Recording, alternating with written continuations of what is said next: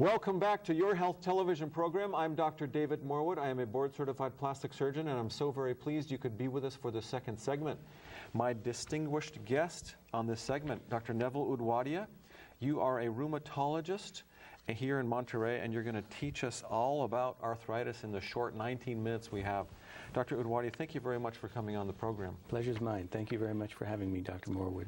Before we get into sort of the main topic, which is arthritis, which seems to be plaguing such a high percentage of the population, I want to talk a little bit about you, where you trained, and your schooling, and your office setup now. So tell us how you got started. Thank you. Sure. So I did my training all on the East Coast. I'm an East Coaster. I had the pleasure of moving out here to California 7 years ago. I did my undergraduate training at Rutgers University, which is in New Jersey. And then we moved on to doing medical school at Ross University School of Medicine. And after which I did my internal medicine at Seton Hall University. After which I did my fellowship in rheumatology at New York Medical College. Okay, so Dr. Udwadia, I think it's important to tell our audience that to be a rheumatologist, first you did internal medicine. Yes, sir. Right, so you got totally trained. Yes, I'm board certified in internal medicine, but I choose to solely practice rheumatology. Okay, so you're board certified. So I think that's important for our audience to know. When people come on and they're super specialists or subspecialists, typically they're trained in internal medicine and then go on to do a fellowship, or they can train in general surgery and then go on to do other training like in plastic surgery or sub-fellowships. So you got board certified in internal medicine, yes, and you did a rheumatology fellowship. Yes. So what's a rheumatology fellowship like? What's that, that training process like? Rheumatology is the subspecialty of internal medicine, Dr. Morwood, that deals with the musculoskeletal problems of the body. That entitles and encompasses arthritis, and there are over 120 different types of arthritides, and also autoimmune diseases, things such as lupus and scleroderma and myositis, and all of these rare connective tissue diseases which many people suffer from. And then, of course, there's soft tissue rheumatism, and then the world of osteoporosis, which we also deal with. So anything musculoskeletal commands a rheumatology specialist. That's a 2 to 3 year subspecialty training after internal medicine. Well, Dr. Udwadia, it's incredible to me. I just heard you say that there are over 100 subtypes of arthritides, subtypes of arthritis. I think for sort of the common way of thinking or conventional wisdom, we think about rheumatoid arthritis, and sometimes the public knows that that's kind of an autoimmune phenomena where something about the body is attacking itself. And then there's osteoarthritis, which is, we say it's a kind of a wear and tear arthritis. But in general, the public think that there's 2 general types of arthritis, but it sounds like there's over 100 subcategories. That's correct, Dr. Morwood. It's fair for us to categorize arthritis by trying to segregate patients into 2 separate groups. The inflammatory arthritides, which include rheumatoid arthritis, which is the #1 cause of inflammatory autoimmune arthritis, and then the most common type of non-inflammatory arthritis, and the overall most common type of arthritis, which is osteoarthritis. The word rheumatism is thrown around somewhat loosely. But in the old terms, people said, well, I have some rheumatism. It's not very specific, if you will. I would say that if we had to categorize it scientifically, it would be, well, musculoskeletal pain. But rheumatoid arthritis is one type of many different type of arthritides. Well, so Dr. Udwadia, you use this term autoimmune, and I think I used that term previously. Perhaps that's a good way for us to start to teach our audience what we mean by an autoimmune phenomena or an autoimmune disease. What do we mean by that? Be happy to do it.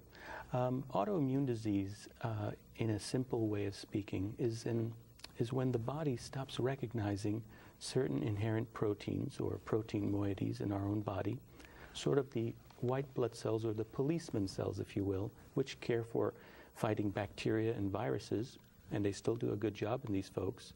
But when these cells get confused, if you will, for reasons we have yet to understand why, and they start fighting the proteins in our own body. And when that happens, that term is autoimmunity.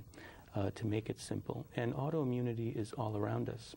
Psoriasis of the skin, for example, rheumatoid arthritis, the connective tissue diseases. How many people do you know, Dr. Morwood, that take a thyroid pill? Oh, my thyroid is low. Well, the number one cause of low thyroid here in America, or hypothyroidism, is an autoimmune disease called Hashimoto's thyroiditis.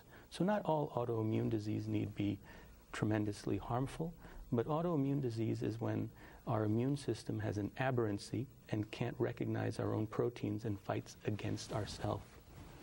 Well, that's actually, that's fascinating to me. So, Dr. Udwadia, let's say someone has wrist pain or shoulder pain. We were just speaking to another doctor, expert in that, shoulder pain or back pain or knee pain. Now, that doesn't necessarily mean that they have rheumatoid arthritis or even osteoarthritis. Isn't that correct? Right. Well, people have to recognize that despite a joint hurting them, the joint is not the sole entity in that particular part of the body. The joint is supported by ligaments and tendons, and all of these mechanical issues are far more common than true arthritis in acute type of pain syndromes. Whereas somebody who's been chronically suffering, for example, and there's some pattern, morning stiffness or morning symptoms or more driven by activity, they are likely to have something more of a chronic situation like an arthritis. So yes, there is more to a joint area than simply the joint to implicate arthritis. It could certainly be a wide variety of things, tendinitis, bursitis, and so on. But let's say, Dr. Udwadia, that a patient feels pain at the base of their thumb or in their wrist. They've been feeling it for 1 week. I mean, there's not necessarily a cause for alarm if just someone has a history and they tell their family doctor the wrist has hurt for a week. It doesn't mean automatically that they need a referral to a rheumatologist. Is that correct? Well, yes and no. I think it's important for a patient to at least get evaluated by a primary care doctor to see, well, this pain has now been going on for a week. And this is a new pain to them. Do they have an infection there? Do they have an infected joint? Or is this a chronic tendinitis that they're suffering with based on what they have been doing over the last 1 week? So it certainly commands some sort of medical attention if somebody's had a new, different type of pain associated with obvious signs like swelling and redness. These are things that would encourage myself to entice patients to seek medical attention. Okay, perfect. So in very broad general terms, we spoke about rheumatoid arthritis being an autoimmune phenomena. So in broad general terms, could we say that osteoarthritis is sort of a wear and tear phenomena? Could we say that? I think it's very fair to say that osteoarthritis is a wear and tear phenomenon to a certain degree. I wish it was as simple as that. Certainly, more people have genetic predisposition. Perhaps they've had parents who had osteoarthritis. And then the other portion of it is that their activity. What do they do for a living? That might help them. That might help us decipher what type of arthritis it is. But osteoarthritis, a wear and tear phenomenon, genetic predisposition, and the location and distribution of the joint is very important in an effort to diagnose this individual with osteoarthritis. Okay. Dr. Udwadia, let me ask you more specifically about a scenario. Okay, let's say we have a 55-year-old woman who feels that her hands have just been kind of achy and painful for a few years, and she's noticed recently that her fingers are starting to, we call it ulnar drift, are sort of the MP joints, the big knuckles of the hand, are sort of deviating or almost seeing sort of crooked, sort of off to the side. We call it ulnar drift. And her internist sends her to you. How do you start the investigation about what's going on, and does she actually have arthritis? Does she actually have rheumatoid arthritis? And how do you start that process about how to treat her? Okay, I think that's an excellent question. Well, first of all, in the world of rheumatology, history is very important. And you've already painted a scenario of an individual, a middle-aged woman, who has involvement of the large knuckles, or the MCP joints, and then they are showing ulnar drift, which is a natural drift to the right side, sometimes seen in the world of rheumatoid arthritis. My next step would be to ask her more questions. For example, what's your morning symptoms like? it seems that people who have inflammatory arthritis, such as rheumatoid arthritis, as opposed to people who have non-inflammatory arthritis, the morning time is a very good way to decipher amongst the two. If people who have rheumatoid arthritis, they usually have morning stiffness that's more than an hour, involving the large knuckles, and they actually seek to do things. They seek activity in order to loosen up, so to speak. And as opposed to osteoarthritis and non-inflammatory arthritis, yes, these folks still have morning symptoms, okay, but they're usually less than an hour, and they tend to be of the more common, hey, the more I do, the more I hurt type of condition. So as they start using their hands, they start hurting more. But in this particular case, Dr. Morwood, since you have isolated the MCP joints, the distribution in the hand with regards to osteoarthritis and rheumatoid arthritis is usually as follows. The large knuckles get involved with rheumatoid, and the middle knuckles usually get involved with rheumatoid. We call these the MCPs and the PIP joints. Whereas in osteoarthritis, it's the PIP, the middle joints, and then the tip joints. How many people do we know who have knots on their tips of their fingers? This distribution is more classical of osteoarthritis. The thumb is usually an osteoarthritis joint as well. So in this particular scenario, since you documented that this individual is having ulnar drift and MCP involvement, my suspicion for rheumatoid arthritis would be higher based on their distribution of the hand joints. Okay, Dr. Udwadia, that's an excellent way to begin. Can you give us some specific details about the so-called workup? That's a phrase that we've been trying to teach the public about what a doctor means by workup. So if someone comes into you with hand pain, do they need an x-ray? Do they get blood tests? Can we talk about what an ANA is, or the sort of laboratory workup? Or I guess we could call that an investigation, right? The workup is like a doctor's investigation. Right. So do you order lab tests, including an ANA? Do you look for a SED rate? And perhaps we could talk about those things. Thank you. Sure. With hand pain, once we've talked about the history of this patient, and I feel that this patient has an increased risk for an inflammatory arthritis, such as rheumatoid arthritis, for example, then sure, the x-rays will help us. However, it's been documented that early rheumatoid arthritis would have normal x-rays. It really takes the power of an MRI in an individual who has active synovitis to show early rheumatoid disease. Early rheumatoid disease in rheumatoid arthritis will show swelling, perhaps soft tissue swelling on x-rays. So x-rays are one way of going about it. Then we have certain parameters in the serologies.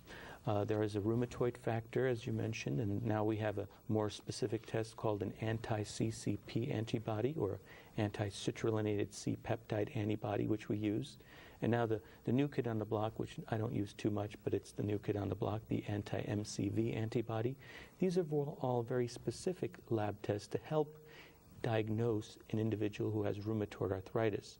The markers of inflammation you have deduced, such as SED rate and CRP, they also are part of the serologies, if you will, in helping us evaluate an inflammatory from a non-inflammatory condition. I must say that finally, Dr. Morwood, in the world of rheumatoid arthritis, it is ultimately a clinical decision based on the experience of the rheumatologist and the physical exam and the history. These parameters that we have are simply criteria to help us make a diagnosis, but there are always those individuals who fall so a little bit outside the parameters. So they guide us, but it's a clinical diagnosis first and foremost.